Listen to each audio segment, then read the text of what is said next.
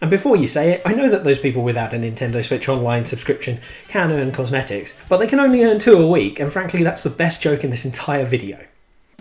It's time to review Nintendo Switch Sports. I'm going to be discussing how this game shines so bright in some areas, like its motion controls and its general tone, but also how it's missing some really critical features, like playing with friends in the Pro League Online and a wealth of modes from the original Wii Sports. And since I'm a personal trainer, I'm going to be covering my normal review question: how do the motion controls fare, and could this be an effective workout or active gaming session? Well, let's dive in and check it out. The sports, understandably, are the bulk of this paid package, and the sports we have available for the most part handle extremely well. There are 6 at launch, 3 new to the Wii Sports series and 3 returning.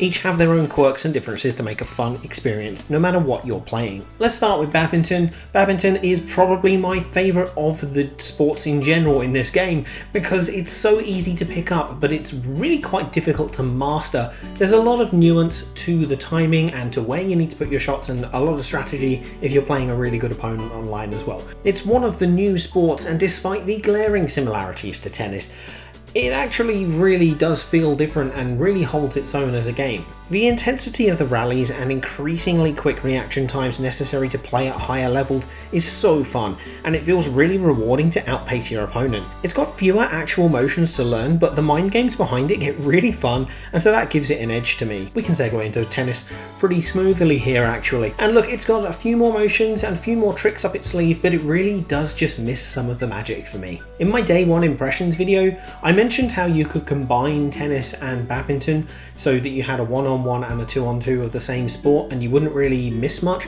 and that still stands. But possibly controversially, I think it's tennis that should go and badminton that should stay. The pace and trickery of badminton feels a lot more fun than tennis's timing-based games. Tennis is great for a smash around with your mates though, let's not kid ourselves, it feels like a legacy game, and with a second player it's definitely a fun time, but as a solo experience I feel it gets outclassed. Bowling is also one of the originals from Wii Sports, and it is very nostalgia tinged, but the thing is with bowling is that you recapture the same feeling that Wii Sports had.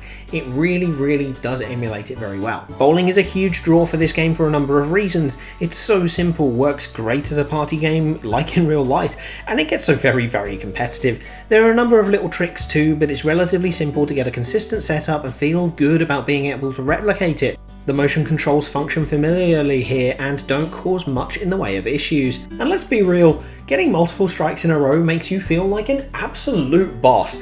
And you know, you can't really say that's bad. Volleyball is another new sport to this package, and if you remember from the first day impressions I wanted more experience playing online. Well, now that I've got that, volleyball has jumped up massively for me. There is a lot to this game, including movement, blocking and some timing shenanigans to chain together really great combos and outplay your opposition. I appreciated blocking and aiming with your spikes and stuff when I was playing against the powerhouse CPUs, but once I got online I realised just how important it is and just how much there is to learn about perfect timing in this game. The game gets intense mentally as well, which is really cool. Like, it's really important to kind of figure out, are they going to get through your block? Are you blocking at the right time? Do you need to be ready to quickly bump it up to save it if they get through your block? There's a bunch of really cool options, and where you should aim and stuff really comes into play. I really enjoy the kind of the mental side of volleyball. It brings a whole new level to it, and it's really worth your time to get invested in this one.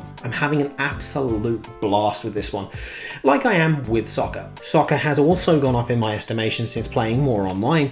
It's a great team sport with some really fun mechanics forcing predictions, spacing, and it feels like a really good addition to the roster. Soccer actually also really highlights my first big complaint with this game. As a team sport, 4v4, teamwork and coordination is pretty vital, especially when you're playing in those higher leagues, in the Pro League. And so the fact that you can't lobby with your friends and play Pro League is absolutely ridiculous. And the same goes for volleyball and tennis as well. We can use TeamSpeak through the Nintendo Switch Online app, sure, but let's be real, we're probably going to use Discord. So not being able to party together is a bit rubbish. You can play with your friends online, or do Pro League with local multiplayer, but you can't do Pro League with online multiplayer. I don't know if you've played something like Pokemon Unite on Switch or League of Legends, but it's essentially solo queuing, and it makes coordination a nightmare, and I cannot tell you the amount of games I've struggled in for football because all of my teammates are chasing the ball and not spacing themselves out, and it makes it so difficult to actually get a good game in sometimes. When you get some good teammates who know what they're doing and they can actually play and you know what you're doing, oh, it is fantastic. It is really good. But look, the fact that you can't actually lobby with the Pro Leagues is ridiculous. Nintendo, please fix that. Calming down a little bit, let's look at Chambara. I had a really good time with Chambara, and it's definitely an interesting reaction time based game.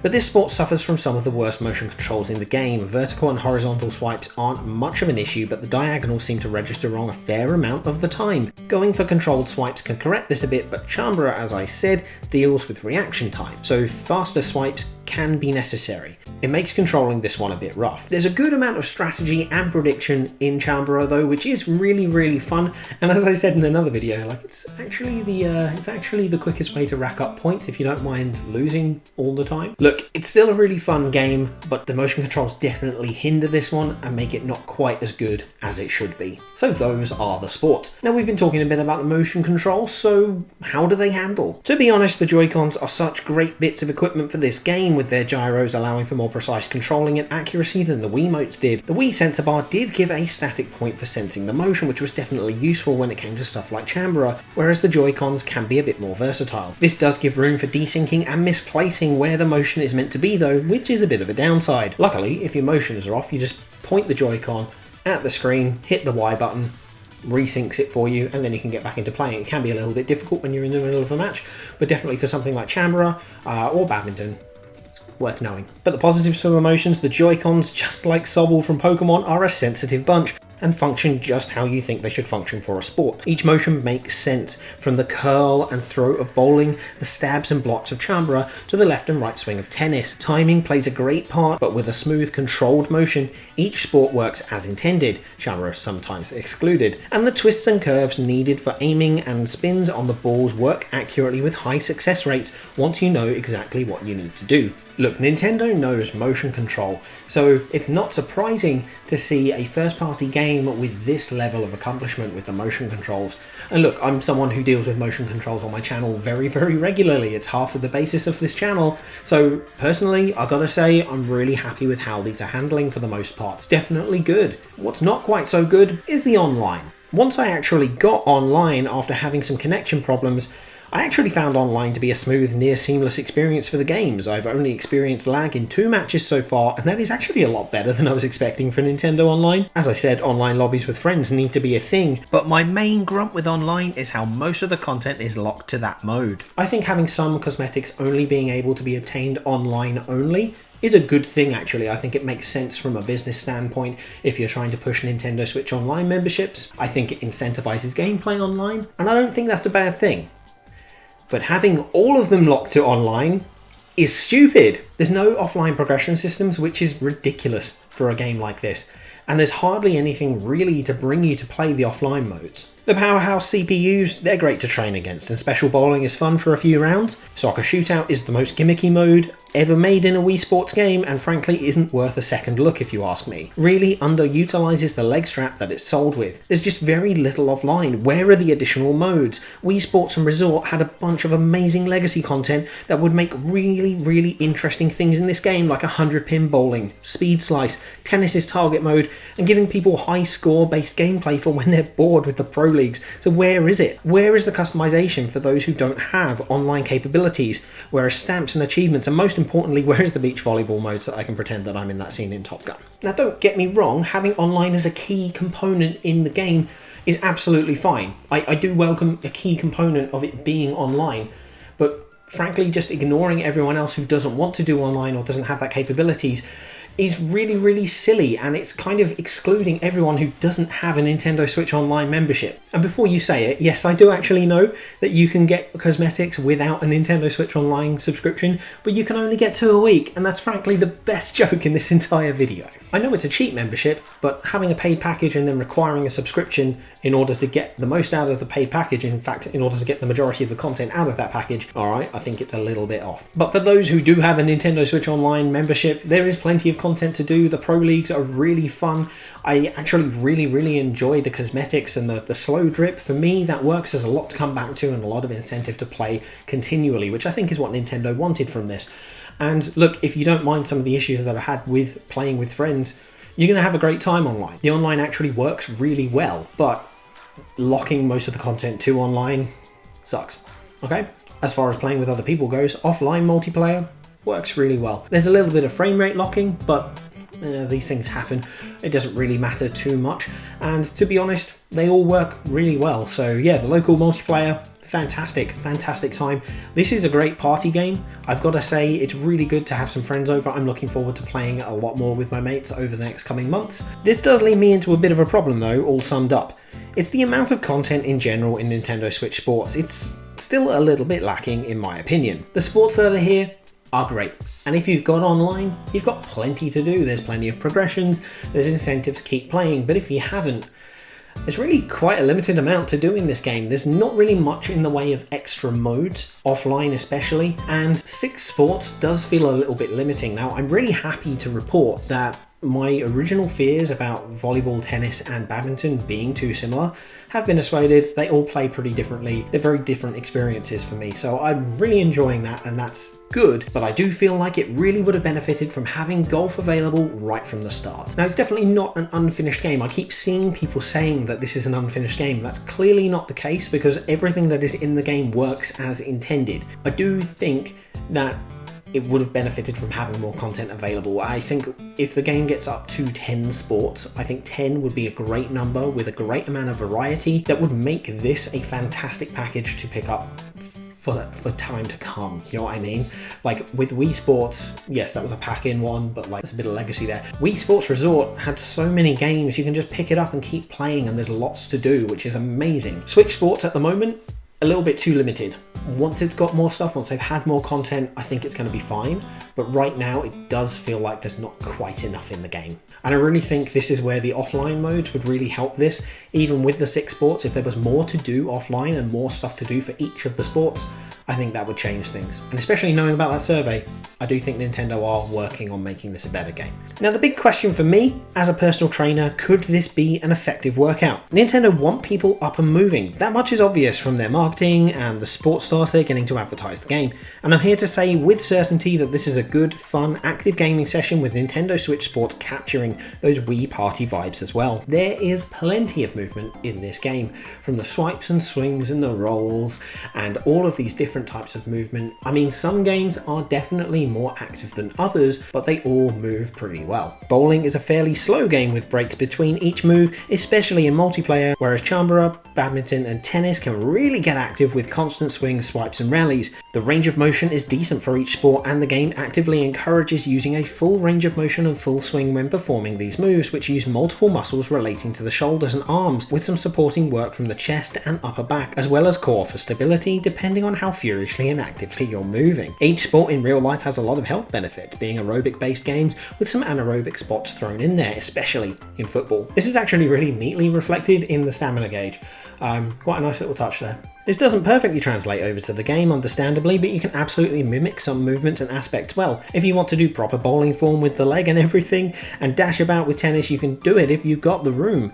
Just know that you might suffer from some decreased accuracy. It definitely gets your heart rate up into a decent aerobic zone, which makes this a good active game. The problem is that it's pretty one-sided. You can swap dominant sides, but unless you're ambidextrous, that can be a little bit difficult, so just know that it's likely to be a little bit of an unbalanced thing if you're using it as a pure workout.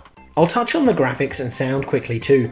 It's a really gorgeous aesthetic, and the location has a lot of love poured into it. Spoko Square looks the part, and people moving in the background make it feel alive and breathing. And Sportsmates, well, Sportsmates actually really suit Spoko Square very well. I know that a lot of people aren't keen on them. I like them. I like the Miis.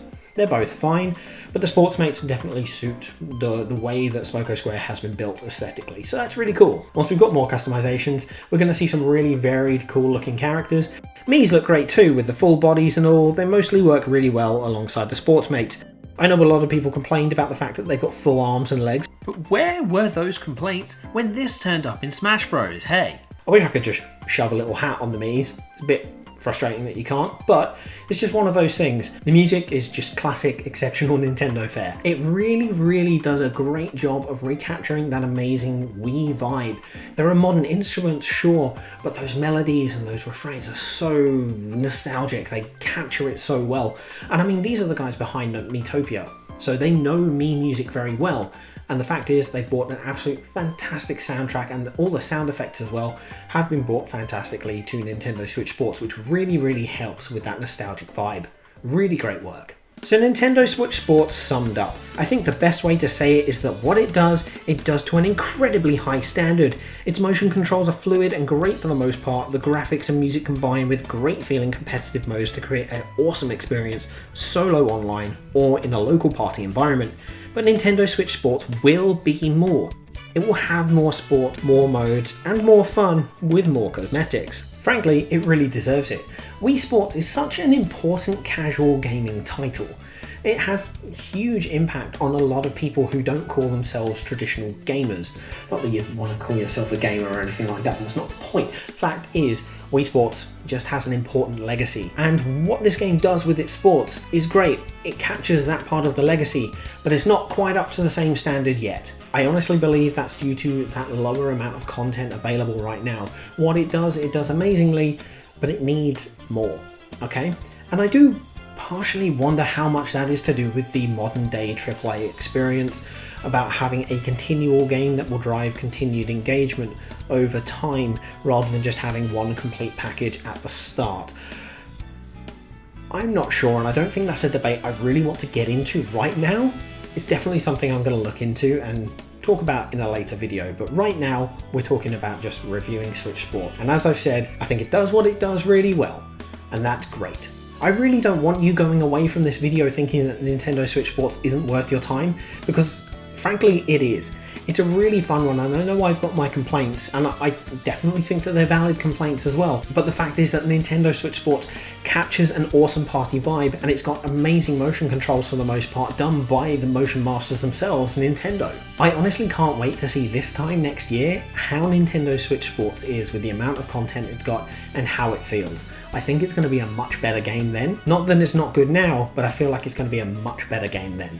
Now, if you're still here, thank you so much for your time, and if you want to hit like and subscribe, that would be amazing. I do lots of Switch Sports content, motion control and exagaming reviews as well. I'll be reviewing Taiko no Tatsujin, Burn It Quest, Mario and Sonic at the Olympics and more soon, so please look forward to that. I've also got guides incoming for every sport in Nintendo Switch Sports. Maybe by the time you've watched this they're all out, but who knows. They'll give you a better look into how to play the sports at a great level. Thanks to my patrons like Rain, I Love Waffles 1311 and Sick Hippie for the amazing support through Patreon. If you like the content that I do, jump on the Patreon and you get exclusive stuff, including exclusive weight loss workshop episodes, which is really cool. I've been Master Trainer Peter, thanks for your time, I'll see you soon.